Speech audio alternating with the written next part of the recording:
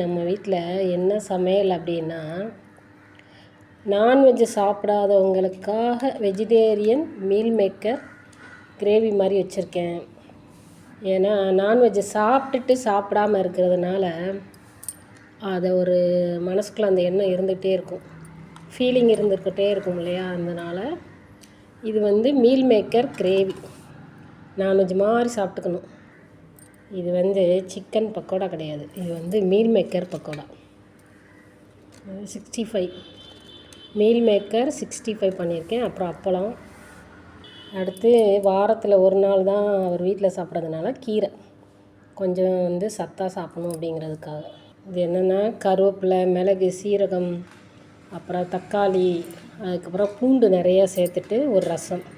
இதில் லாஸ்ட்டாக லெமன் பிழிஞ்சு விட்டுருக்கேன். அப்புறம் கெட்டி தயிர், இது ஆப்ஷன் தான்.